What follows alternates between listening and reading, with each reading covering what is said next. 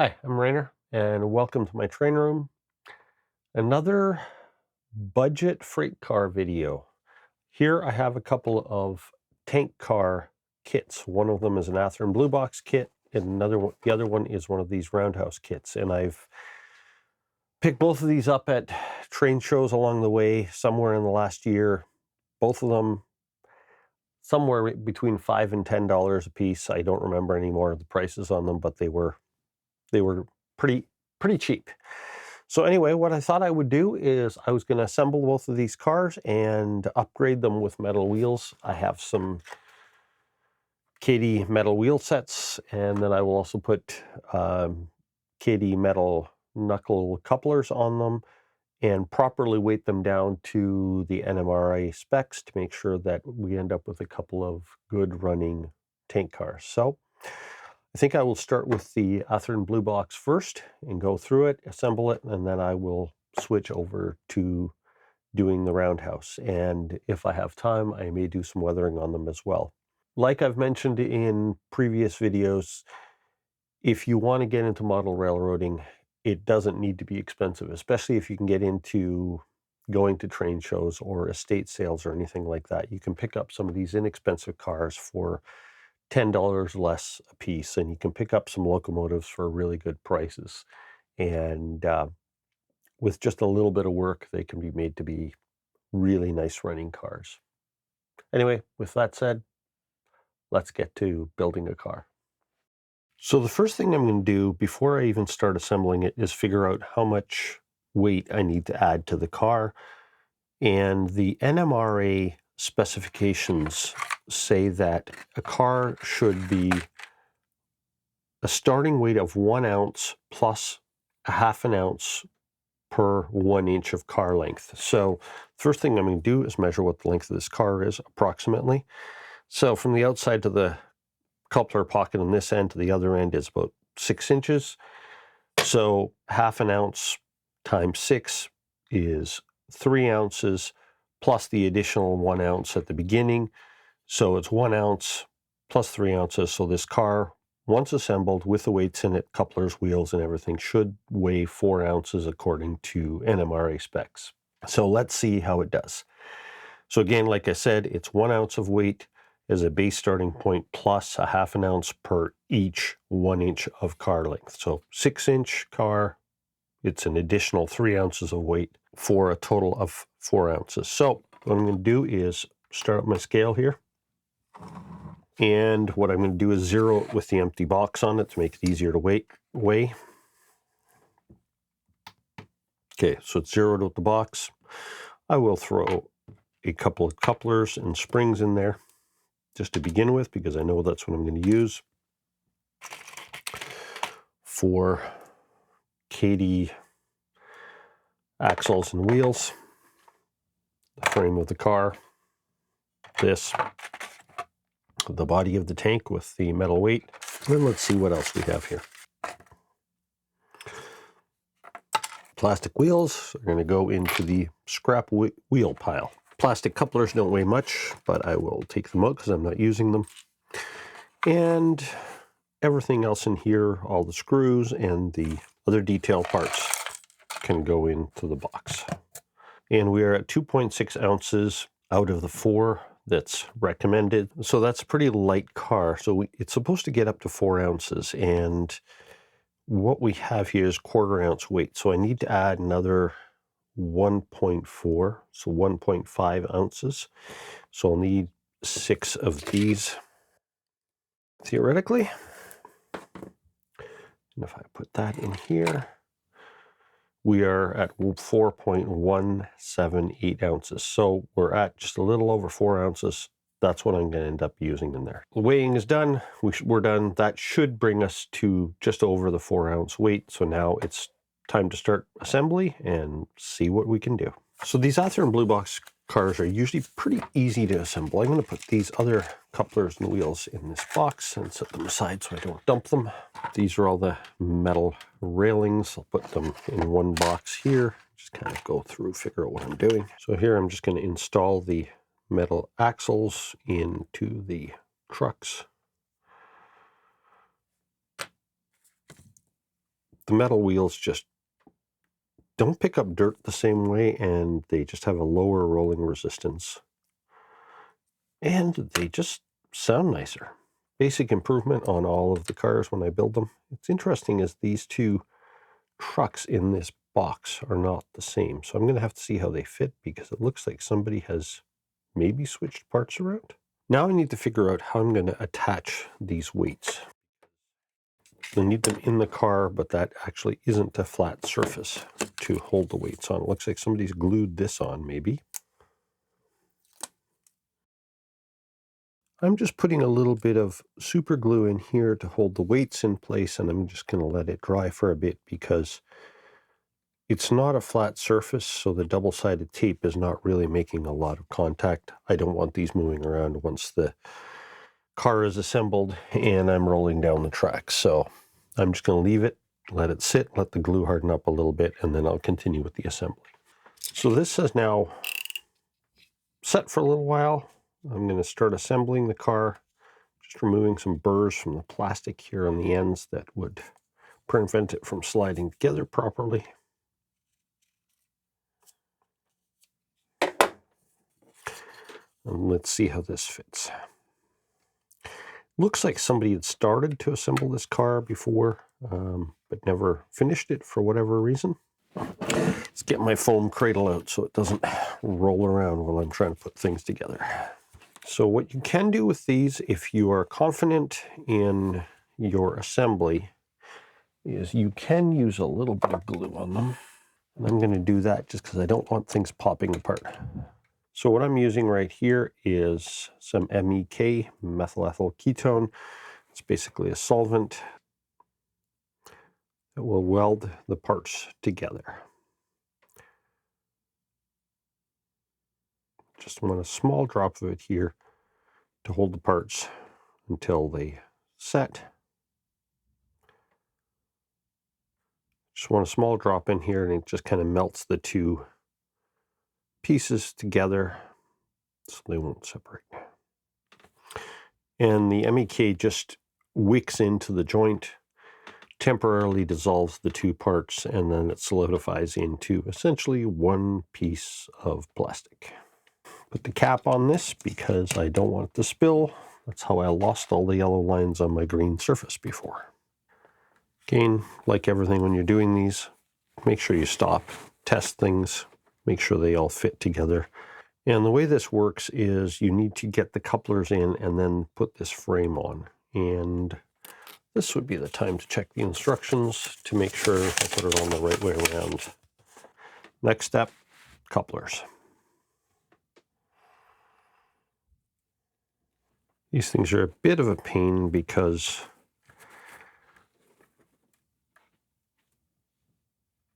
the couplers don't always want to stay in place.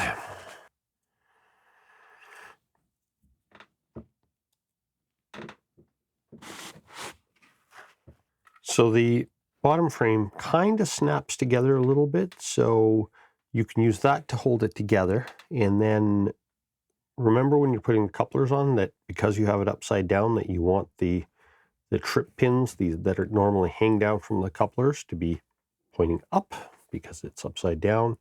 Make sure the couplers move freely, and then we can try to set this in place. And then there are 3 screws. One of them that's the little self-tapping screw like this that's different from the other 2, goes in the center.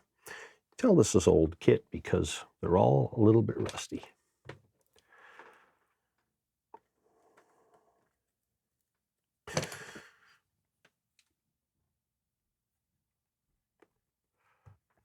For these screws that hold the trucks on, you don't want to over tighten them. Just get them down and snug. These ones kind of stop turning, but as long as the trucks are moving freely, they're good enough. Sometimes it's good to tighten one of them a little bit more than the other just to keep the car from rocking too much.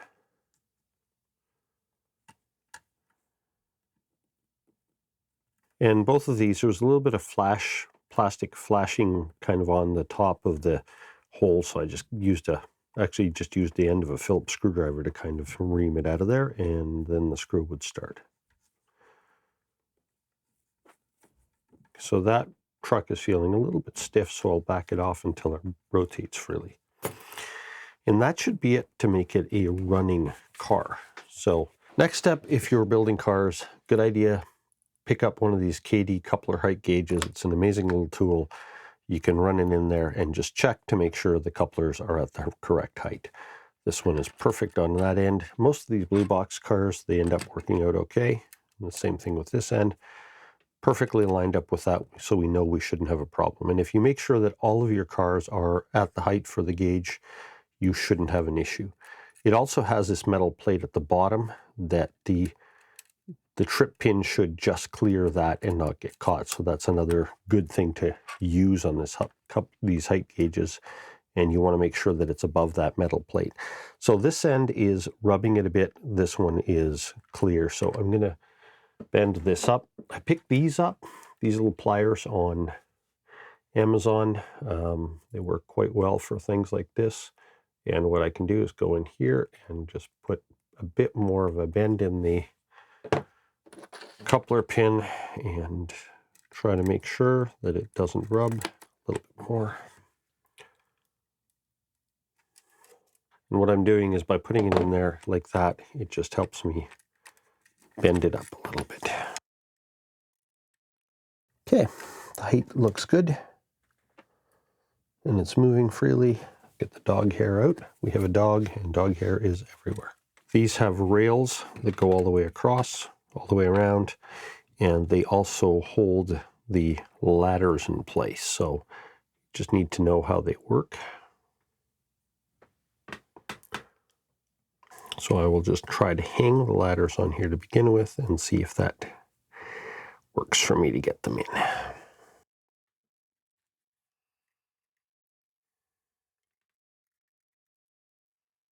I'm going to try to clean the holes out because those ladders can go in and I don't want to break this walkway, so I'm going to try to ream the holes out slightly with this drill. Hopefully it makes it easier to get them in.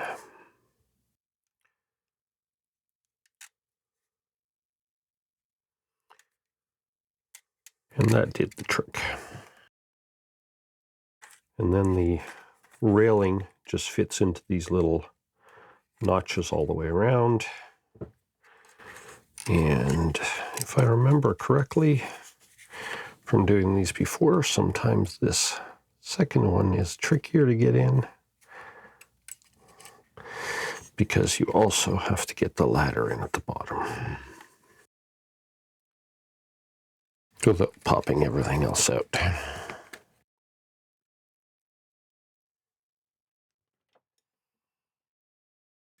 So we have one railing in around. So what it does is it just sits in these little notches and these brackets, the standoffs here, and then it goes through a hole in the top of the ladder that I hope you can see here, and then it goes into a hole in the side of the tank. And the bottoms of the ladder fit into holes in the bottom of the frame here. And now I will do the other one. It's easier to do because the ladder should be easier to do because the ladder is already being held in place by the first railing. Just got to get these lined up in the notches.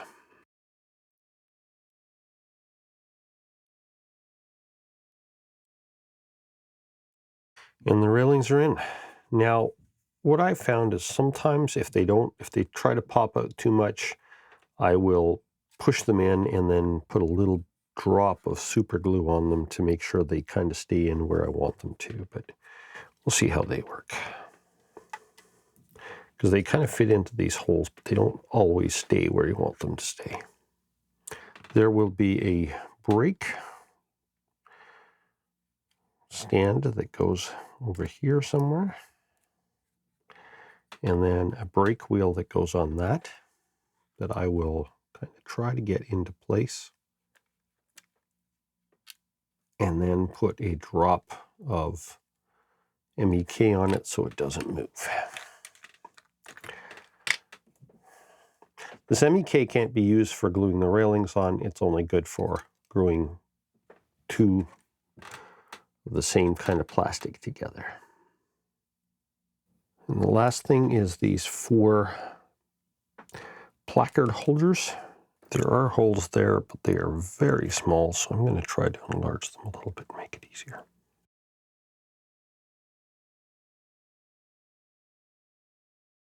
So I have it assembled. The placards on the ends, on the side. The railing, I actually put a drop of super glue on right there, right there, right there, and then I just put the clamps on the railing just for a little while to get until the glue started to grab, so because the railings were kind of springing out from the brackets.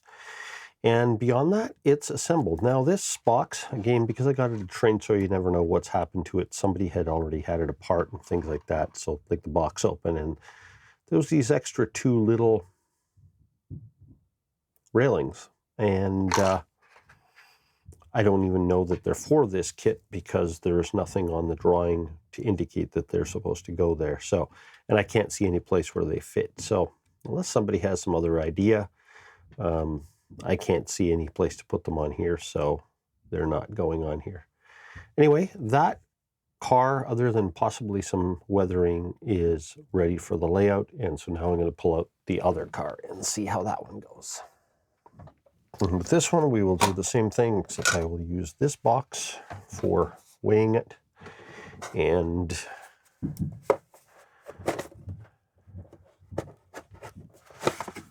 we will see what we have for parts. This has a bunch of weights in the bag here, so.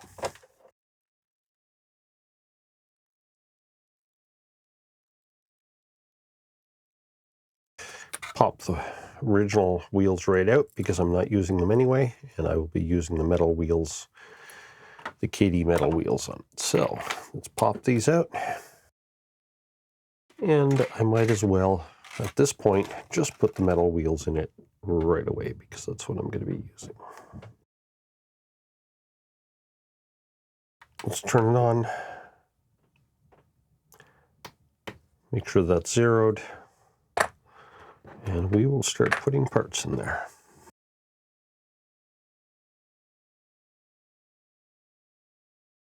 It's going to be a little bit of extra weight from the plastic sprues and things like that. Let's see how much this weighs. But it's not going to weigh a whole lot more because of that. And this car is again, let's see what the length is, probably about the same. So once the ends are on it, it's about 6 inches. So let's aim for 4 ounces again. This time we're at 2.97. So it really needs an extra 1 ounce, just a little over an ounce of weight. So I'll put 5 of those weights in there because they are quarter-ounce weights. And quarter-ounce weights. I'll need to go find one more. 4 brings us to 3.988, which is probably enough. It's pretty close to 4 ounces, but an extra quarter ounce of weight certainly won't hurt the car. It'll probably make it run better. So I have more weight, so I'll go get one more quarter-ounce weight for it. And there we go. Put that, and now we're at just a little under 4¼ ounces. So that will do just fine. The weight will go down a little bit from that once the plastic sprues and things are removed. So let's get this thing assembled. So glue weights into the tank car body ends. So what I'm going to do is I will just put a little bit of super glue in the bottom of this and put the weight in. And because I don't want the car riding in an angle, let's try to make this as straight as possible. Okay, that should do.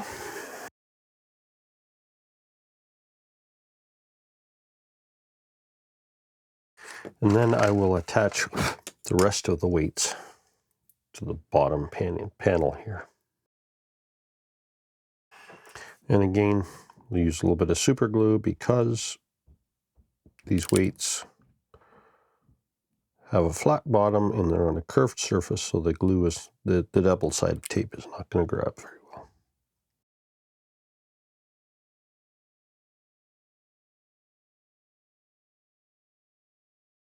So the weights are now glued into the bottom. I've also taken the time to remove all of the detailed parts from the sprues and tried to clean off the extra flashing and things like that so that the assembly will hopefully go a little bit more smoothly. And so now we need to glue this in to here. So it looks like it's got little holes and little bumps on the ends of these that should lock into these holes, or that's the idea, I think. So let's see if we can get this to go in. And it's in there, snapped in pretty nicely. I will put a drop of glue in here to make it a permanent fixture.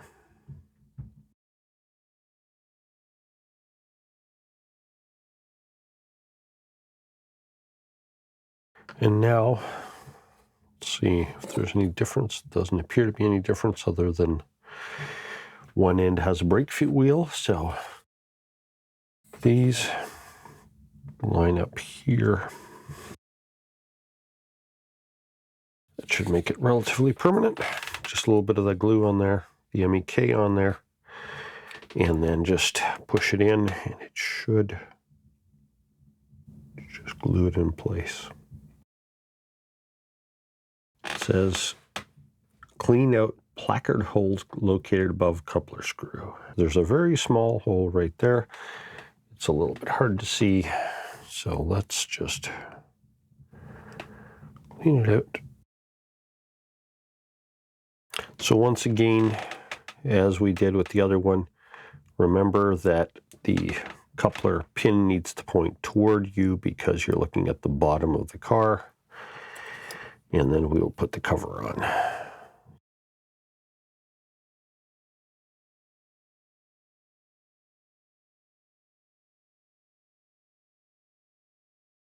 So there are 4 screws that come with it. The shorter ones are the ones that hold the couplers in place, because they don't need to be long, because all they need to do is go through the thickness of this cover plate, and that's all they need to do. So the coupler is there, moves freely. Let's do the other one. This is the centering spring that helps the coupler bounce back to center.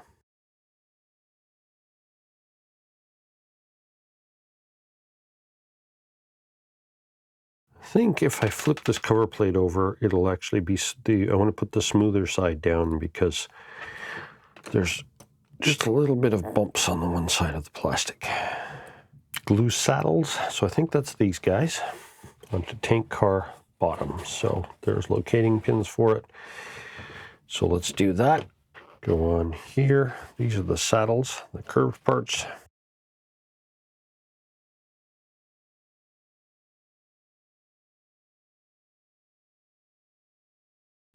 So these say one has holes for AB brake assembly and the other one doesn't. So let's see which ones are which.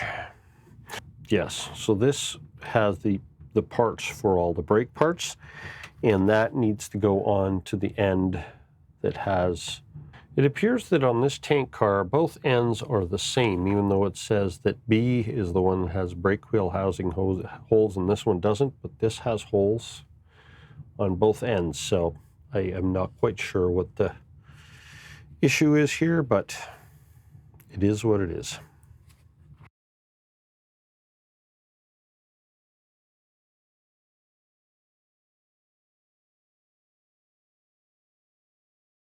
Okay, next step, once that glue had dried up enough, is to put the trucks on. And for those, we use the remaining 2 screws. Just drop it into the truck here first. And with these, we just put them in until, well, until the trucks are moving well, but not, so they're not moving around too loosely, but they need to be able to swing freely. If they see like that, they're not moving freely, I got to back it off a little bit.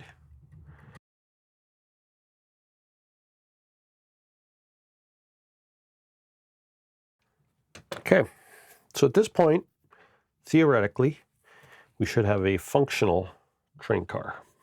Looks good. The coupler height is exactly the same as on The other tank car we put together, let's just double check it with coupler height gauge. Again, it's good. If the couplers end up being too low, what you can do is take the trucks off and put some little fiber washers between the trucks and the body of the car, and that will basically lift the whole car up and the couplers up with it. If there's a major offset, there shouldn't be with most of these types of cars.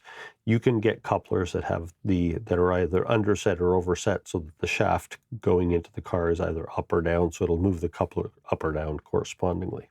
Okay, so brake wheel housing onto the end. I gotta find it. So that goes onto this end. And which way does it go? Rounded part up.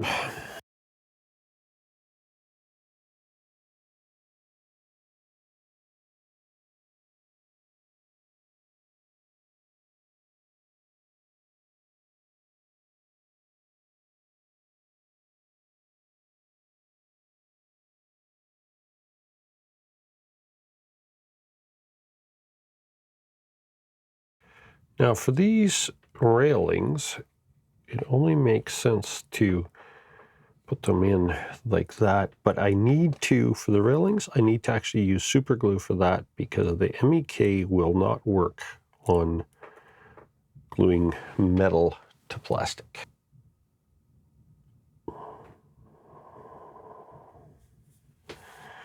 So I will put a little bit in there and then leave that to set. So the railing fits into two holes there and then into this bracket on the end of the tank, but it just kind of barely reaches those holes, so I'm holding it in place until this super glue starts to grab. The other end should be maybe a little bit easier because there isn't a brake wheel in the way.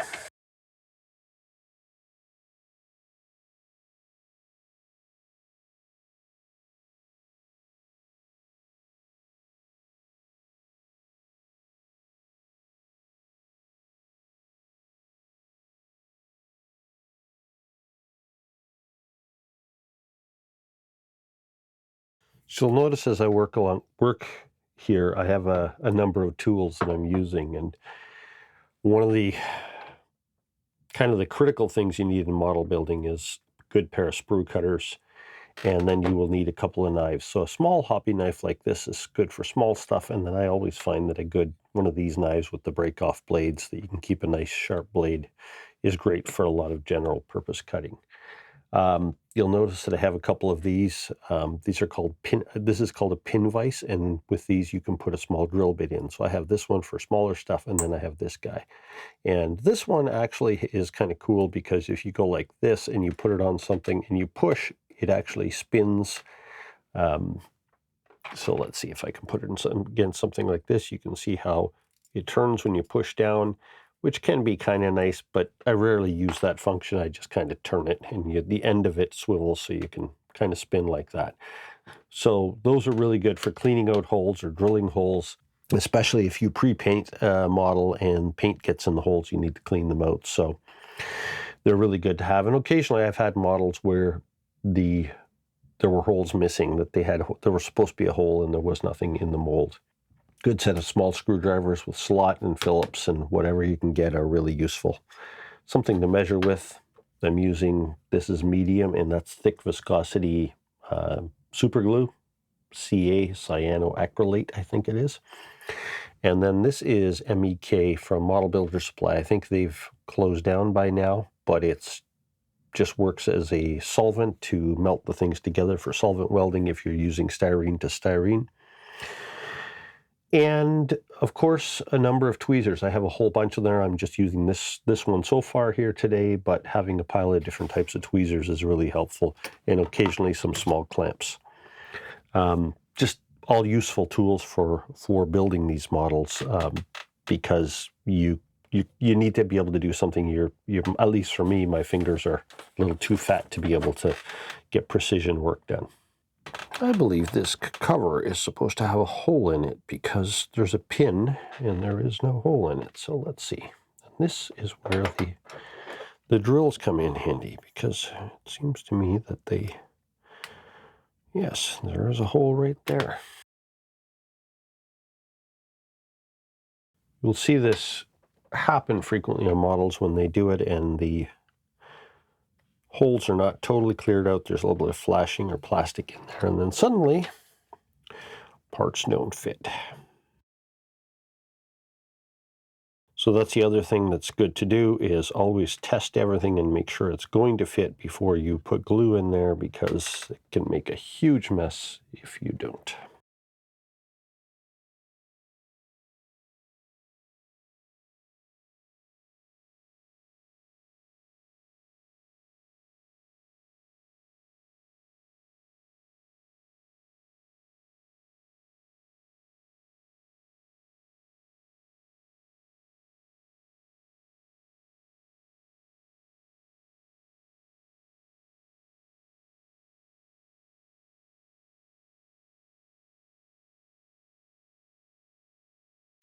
So these metal railings are just a little metal rod that goes through these very small holes at the top of the railing. So I thought I would put one of them in, and then I put a drop of super glue on each end, and I'm going to let that set before I do the other end, because I'm likely to just make the whole thing fall apart fighting with it otherwise. So it's better to just let this glue set and then do the other end and get it all together.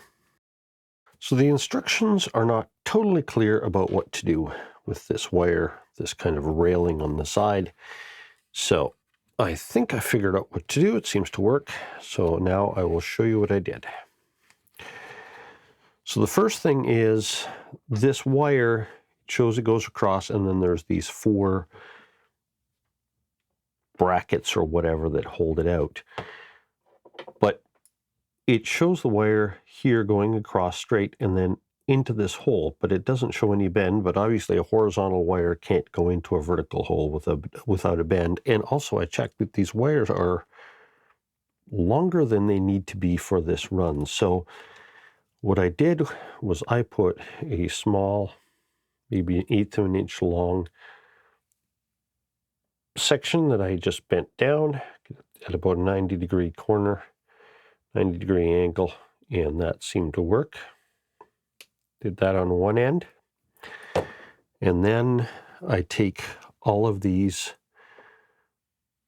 brackets and I put those on to the wire.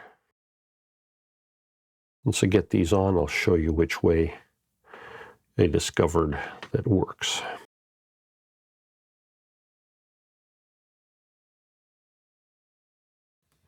So I hang them on the wire like this. So if you can see, they're all bent the same way. So the bend is going down and then toward me at the bottom. And then I take the one end and connect it into this hole. And because it's a metal wire going into a plastic piece, I just put a little drop of super glue on it. And then I let it sit for a while, because I don't want it falling out while I'm doing the next step. So I just leave it like that for a while until that super glue sets. Once that sits for a little while, the next thing I do is just carefully grab this railing on this end. Be better if my pliers were cleaner. So grab the plier at this end and figure out where the bend needs to be, and then try to bend this down without stabbing my finger. And if it all works out, I can plug that into there and then put a little bit more super glue on there. And I'll leave that to dry a little bit, but I think I can now put the ladder on. And for the ladder, because it's plastic going into plastic, I can just put a little bit of the MEK into each of these holes. And then the ladder goes on here, and there are 2 pins in the back of the ladder that hold it in place. So let's try to get it as straight as I can. And then I'll also put just a couple of drops of the MEK up here to glue it to the bottom of the platform. Next step is a little bit of wire hanging down here, some excess, so I'll just make sure I hold this in so it doesn't fall out. Cut the extra off. Now, whatever you do, if you get a set of sprue cutters, don't use these for cutting metal wire of any kind. Otherwise, you will ruin them, which is what I did with these accidentally. And you may not be able to see it, but there's little notches in here because they're very fine, sharp blades, but they can't handle the pressure of cutting wire. And, well, these were actually really good cutters, but they don't work very well anymore, so I had to buy new ones. So don't use them for cutting anything but plastic. And then what I do is I take the supports, one goes to just one side of the ladder, one goes to the other side. That's why I wanted the ladder in place. And I find that if I just push it in like this, and I make sure the wire is looking kind of straight, I'll get this light over here so I can see, and then I can dribble a tiny little drop of MEK in here to dribble so it'll wick in behind here, but I don't want it to do too much because I don't want it to flood my finger and kind of try to glue my finger in place. So just a tiny little drop of it, and I shouldn't have to hold it very long because that stuff grabs very quickly. That wasn't quite long enough. Maybe I need a little bit more.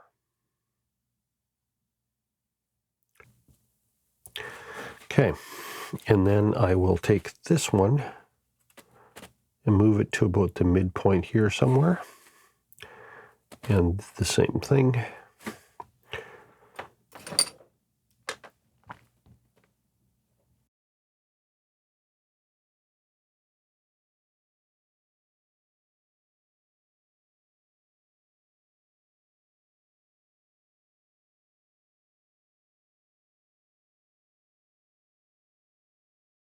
So the idea is now that this railing is held on by these little brackets that are kind of glued to the bottom of the tank, and that will keep these railings kind of in position. We have the placard holders to put on here still. So let's see how well they fit.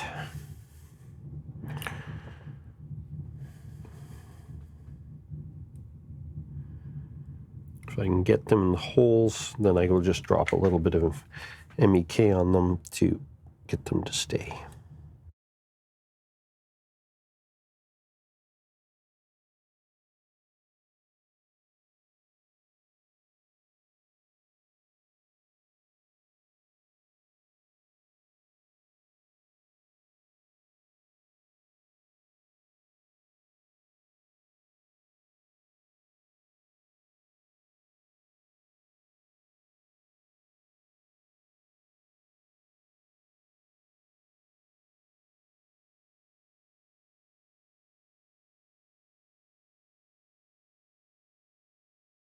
So I got both of the tank cars built and weathered. So once I had the assembly done, I went around and just kind of painted all the metal railings, because especially this car, the Athearn Blue Box car, was an old car, and the railings were actually rusty from sitting in the box for so long. And although some rust and weathering is okay, I wanted it to be the look of rust, not actual rust flaking off on the bars. So I got a black paint pen and went around and painted all the railings and the ladders, and then painted these rails down here as well. And then I took the placard holders and gave them a bit of red paint with a paint pen. After the weathering, the red doesn't really show up, but it does show up a little bit on them. For the weathering on this car, I started out by using some Floquil rust. I have some old Floquil paint, and I kind of brushed the rust on it, and then just kind of give it a wash of some diasol solution to just kind of wash it down so that it kind of settled into the grooves and around the rivets and things like that.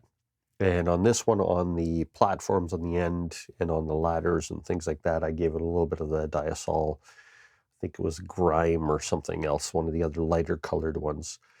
And then I went in the other room where I have my spray booth set up and gave them both a misting of Tamiya Dark Iron, and it's actually kind of like a really dark gray paint, and it just kind of gives it the color of it just kind of makes the black look like it's aged and just kind of gives a mist over the lettering and things like that to make it look a bit dirty.